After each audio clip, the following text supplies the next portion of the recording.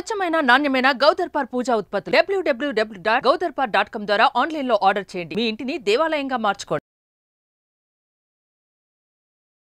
నమస్కారం. సుమన్ టీవీ ప్రేక్షకులందరికీ శ్రావణ మాస శుభాకాంక్షలు. శ్రావణ మాసంలో వచ్చే వరలక్ష్మి వ్రతం కానీ మంగళగౌరి వ్రతం కానీ సంవత్సరంలో మనం ఏ వ్రతాలు చేసుకున్నా కూడా తోరాలు తయారు చేసుకుంటాం. అయితే ఈ తోరాలు మనం సత్యనారాయణ వ్రతం అప్పుడు బ్రహ్మగారే చేస్తారు. మనం ఇంట్లో చేసుకునేటప్పుడు మాత్రం తోరాలు సొంతంగా చేసుకుంటాం. 2-3 రకాలుగా తోరాలు తయారు చేసుకోవచ్చు. ఎలా చేసుకోవాలో చూద్దాం. అయితే ఇలాంటి మందపాటి దారంతోటైనా లేదా ఇలా సన్నటి రీల్ దారంతోటైనా చేయొచ్చు. సాధారణంగా 3 పొరలు 3 పేటలు లేదా 5 పేటలు లేకపోతే 9 పేటల దారం తీసుకోవచ్చు. ఈ దారంతో 9 పేటలు తీస్తే ఇంతలా వస్తుంది, కొంచెం కష్టం అవుతుంది. దీంతో అయితే 9 పేటలు తీసుకోగలుగుతాం.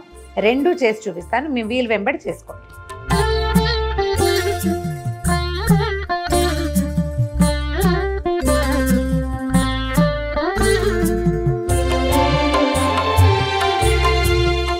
ఒకటి 2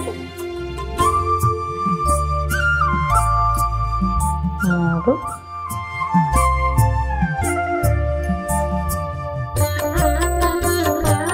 4 5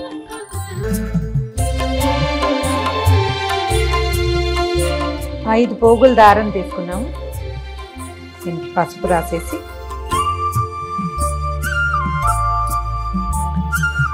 సెంటర్లో ఒక ముడి వేసుకోవాలి.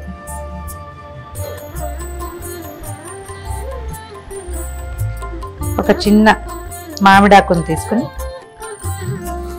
దీన్ని సన్నగా చుట్టాలి. ఈ మధ్యలో పెట్టి గట్టిగా ముడి దగ్గరికి లాగేయాలి.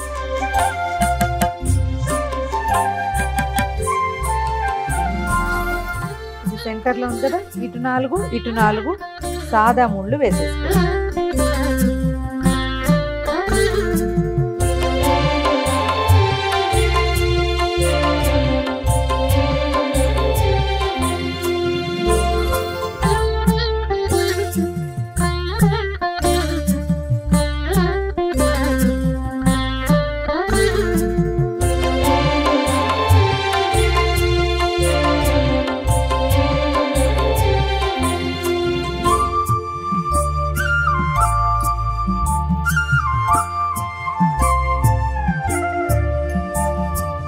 మన దగ్గర పువ్వులు లేనప్పుడు ఈ మెథడ్.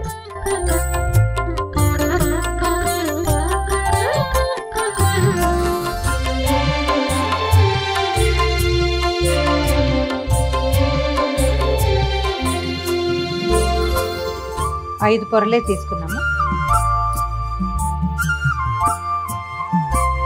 సెంటర్ తీసుకోవటము, మధ్యలో ఒక ముడి.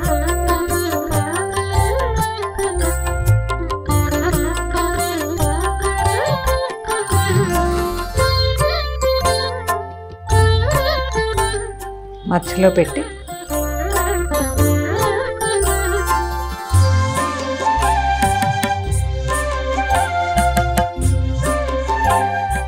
మధ్యలోకి ముడేసేయాలి.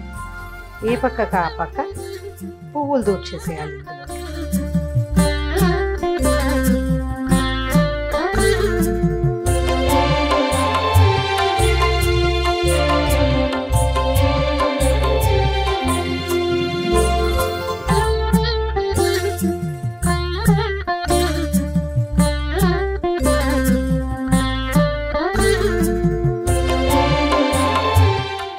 ఇది మందపాటి దారం కాబట్టి ఇలా వేస్తాం.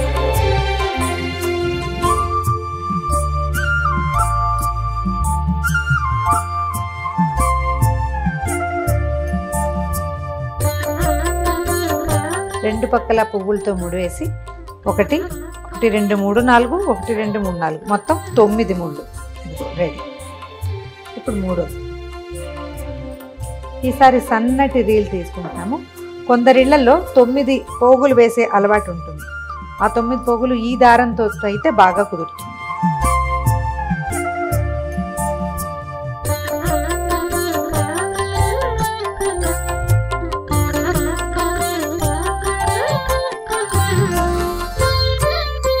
స్టీల్ దారంతో 9 పోగులు తీసుకున్నాము. దారానికి చక్కగా పసుపు రాసి కొంచెం కొస వదిలిపెట్టుకుని ఇక్కడి నుంచి మనం మామూలుగా పువ్వులకి దండ కడతాం కదా, అట్లా కట్టేసుకోవాలి. ఏవైనా సన్నటి పువ్వుల దండ కడతాం కదా, సన్న సన్న పువ్వులు ఉంటాయి. ఇవి మన కనకాంబరాలు, తర్వాత ఏమో మన నందివర్ధనాలు అలాంటివి. ఇట్లా మామూలు పువ్వుల దండకి ఎట్లా ముడేస్తాం అలా వేసేసుకోవాలి. కాస్త దూరంగా కడితే సరిపోతుంది.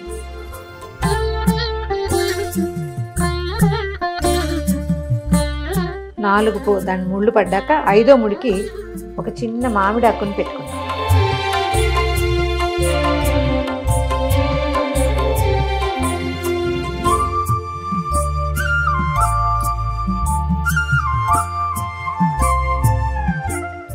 ఇంకొకసారి సెక్యూర్డ్గా ఇంకొక ముడి వేసేద్దాం. మధ్యలో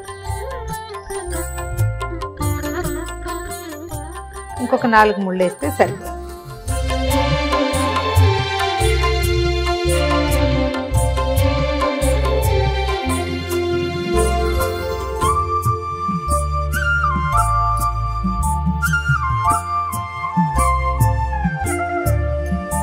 ఒకటి 2 3 4 5 6 7 8 9.